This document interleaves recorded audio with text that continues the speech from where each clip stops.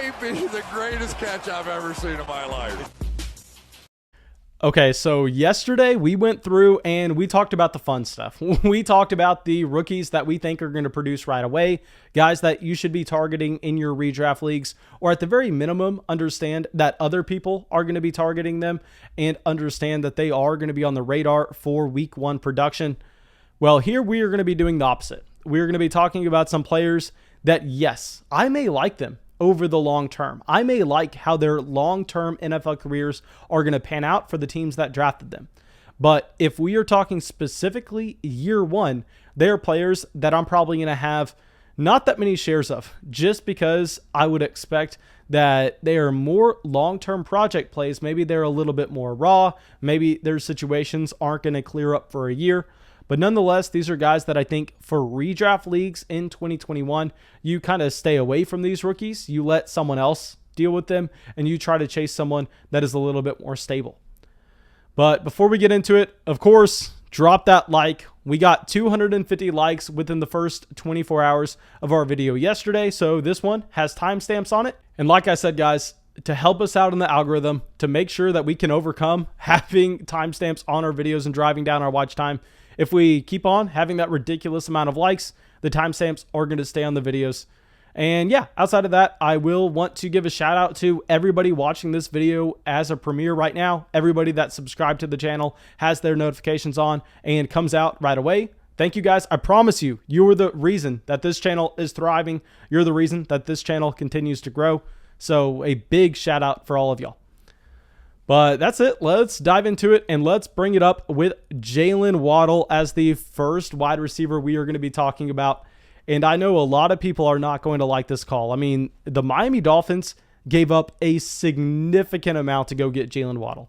I mean, it's kind of funny seeing that this team decided to trade the 12th overall pick and an extra first rounder to go and get a wide receiver that, in my opinion, I don't think it's going to have a massive year 1 impact. Now, I understand, guys, Jaylen Waddle is a great wide receiver prospect. I understand that he is going to be bringing speed to this offense, and we know that speed at this point in the NFL, with how crucial spacing is all over the football field, and you really can't be as physical with these wide receivers as you used to be. I mean, speed is the number 1 thing that these offenses look for, because you can't teach it, and it's going to make everybody else's job in the offense a little bit easier. But we are looking at this situation going, hey, yes, Jaylen Waddle is a great player. But you know who is also a great player? Will Fuller. And I know that Will Fuller can't stay healthy. I know that Will Fuller does have his ups and downs.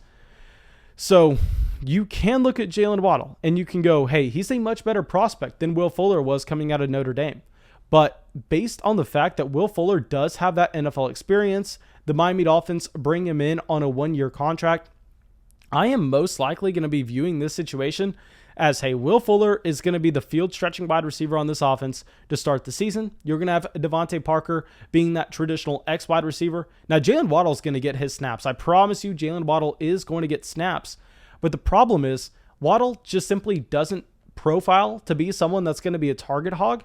And if you are not going to be a target hog, you need to make sure that you are playing every single snap. You need to make sure that you have the capability to be in there whenever you have a defensive busted coverage, especially if you're a speed guy, because we know if you're a speed guy, pretty much the majority of your production is going to be coming off of a few plays every game. It's going to be coming off of that one play where you can get behind the safeties, you can score that 60-yard touchdown, and that's how Jaylen Waddle is going to be winning in the NFL. Now, I think he is great. I think that he is eventually going to be able to do that. But the problem is he's going to be playing in probably an average league offense. And I know, guys, I love what the Miami Dolphins are building. I think that the front office has absolutely killed it over the past 3 years, and the Miami Dolphins have a very bright future. But I think to expect Tua to take that elite step this next year is going to be a little bit aggressive. I am expecting that this offense is now going to be slightly above league average. Maybe going forward, this is an offense that you can really get excited about. And if that's the case, then starting in 2022, Jaylen Waddle is going to be a fantastic player. I mean, Will Fuller is only on a 1-year deal. Devontae Parker is really not going to have much guaranteed money left in his own contract. And you can go, hey, this depth chart that looks crowded on paper clears up real fast for Jaylen Waddle after 2021. But I simply think that if Will Fuller can manage to stay healthy this year, Will Fuller is probably going to be taking more snaps than Jaylen Waddle. But please, guys, like I say all the time, I am not the smartest person in the room. I mean, there are thousands of people watching these videos. I am smart enough to realize that there are a lot of people watching this video right now that are significantly smarter than I am. So please, if you have a differing opinion on really any of these players, if you think that I am missing something, I would love to hear your opinion in the comment section below. I would love for you to change my mind. Okay, so now let's go to our next guy, and let's talk about Terrace Marshall. And here with Terrace Marshall, I mean, I don't understand how he fell in the NFL draft to the point he did. I thought that this was going to be a player going in the end of the first, and instead he gets drafted behind Dwayne Eskridge. Instead, he gets drafted behind Tutu Atwell, which is really surprising in my opinion, because Terrace Marshall is a fantastic wide receiver prospect. Now, he really didn't produce as a true freshman, but, I mean, you can't blame him. Jamar Chase and Justin Jefferson were both on that roster, and that 2018 LSU team just wasn't that good. But going into 2019, I mean, one of the craziest stories that you had was the fact that Terrace Marshall was actually able to break out in an offense that had Clyde Edwards-Helaire, that had Jamar Chase, that had Justin Jefferson. Terrace Marshall was like an every down player on that team. Terrace Marshall was actually someone soaking up so much touchdown volume down the stretch. And then obviously Jefferson goes to the NFL and you have Jamar Chase sitting out a year. And in his true junior season, Terrace Marshall comes out and he just dominates for LSU. I mean, he is their Alpha X wide receiver, someone soaking up almost every target. And this makes sense. I mean, he was a 5-star guy coming out of high school. He has the size. He has the athleticism as well. I mean, he pretty much has everything. But my problem is I just don't think the situation is going to be that good for him in 2021. I mean, he is going to an offense that has Christian McCaffrey. We understand that CMC is going to be getting so much usage out of the backfield. He's going to have more usage than pretty much any other backfield in the entire NFL. Now, throw in the fact that there's also 2 very established wide receivers in this offense. You have both Robbie Anderson and you have DJ Moore. Now, I think that it makes a ton of sense on why this team decided to go draft Terrace Marshall because A, we've already talked about him being a great wide receiver prospect, and B, you don't have Robbie Anderson under contract next offseason. So I think what you're actually seeing is you're seeing that Terrace Marshall was brought in to be the replacement for Robbie Anderson starting in 2022. So because of that, because you have a crowded room on an offense that very similar to Miami, yes, you can be very excited about what they're doing. I'm excited about what they're doing. I mean, Matt Rule and Joe Brady were extremely impressive their first seasons as the coaches there. Yet, I think that you can look at this and go, hey, they Sam Darnold under center. I mean, it's going to be almost impossible to project Sam Darnold to be some prolific passer. So this is probably going to be an average to an above average offense. I mean, the wide receiver room is crowded. And because of that, I am pretty much going to be saying Terrace Marshall is going to have a hard time to produce in year 1. Okay, so now let's go over to Rashod Bateman. And here with Rashod Bateman, I mean, it's simple. He just lands in one of the worst situations possible. And I understand a lot of people want to say, but Mason, they don't have an established wide receiver 1. But no, it doesn't matter. I mean, the Baltimore Ravens, the passing volume is going to be so low that it's very hard for anybody really to find production for fantasy, especially a wide receiver like Rashod Bateman, because he's coming into a scenario now where, yes, he should project to be someone that is going to be the eventual target hog on this offense.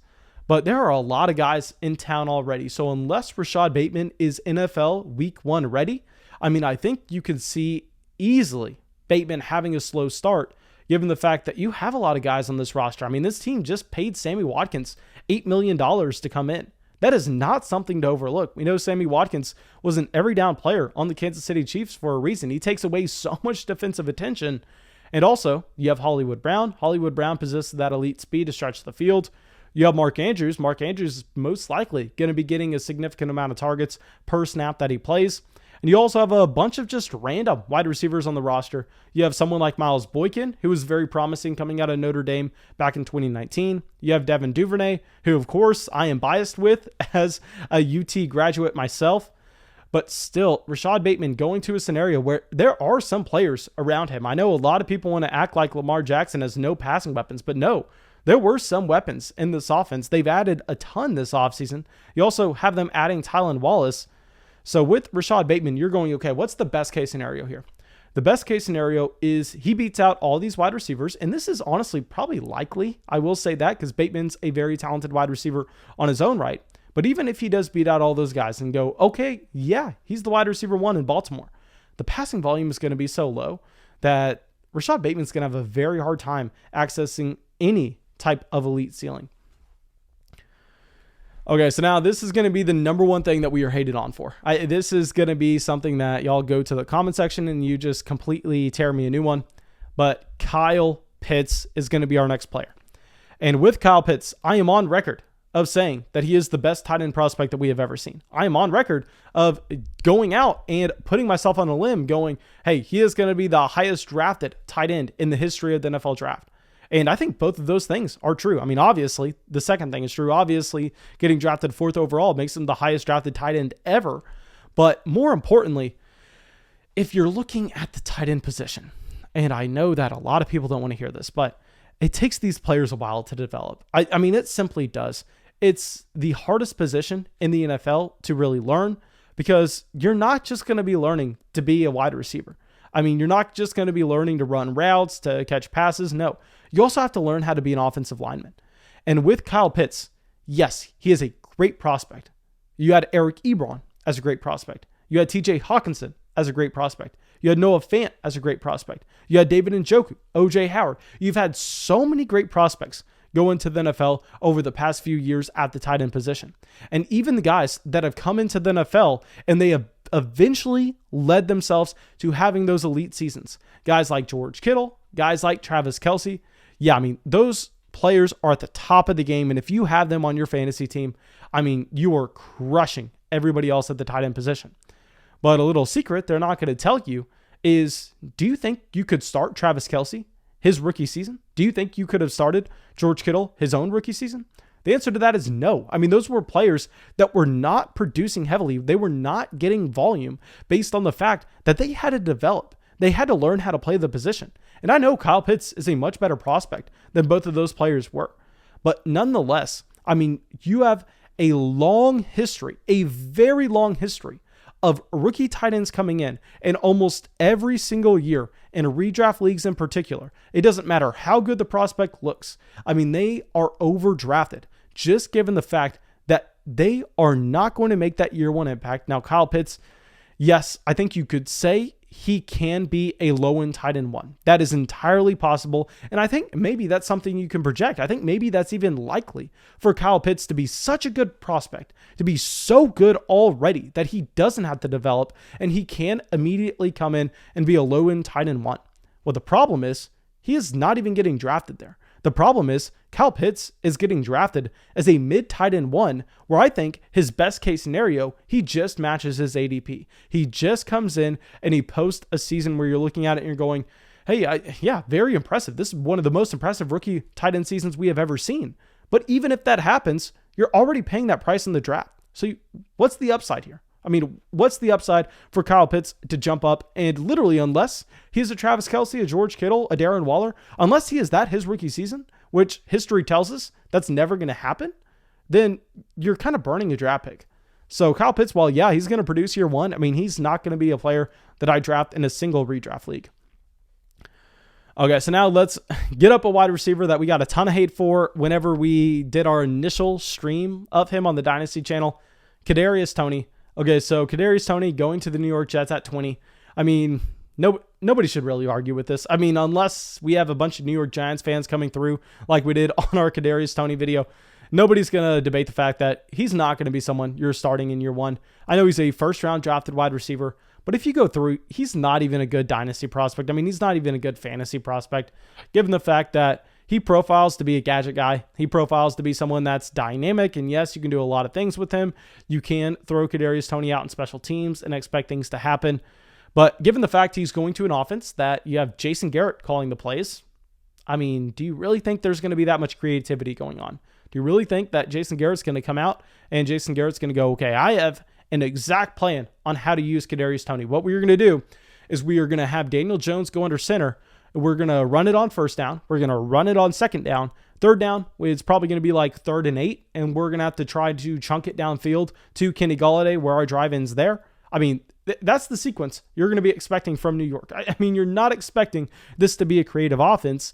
And if you're going to have that player that doesn't fit a prototypical wide receiver mold, you need to have him in a creative offense. You need to have a Rondale Moore in Arizona with Cliff Kingsbury. You need to have a Tyreek Hill in Kansas City with Andy Reid. If you want to see those gadget type players, those guys that don't fit the traditional wide receiver mold be successful, they need to be with creative coaches.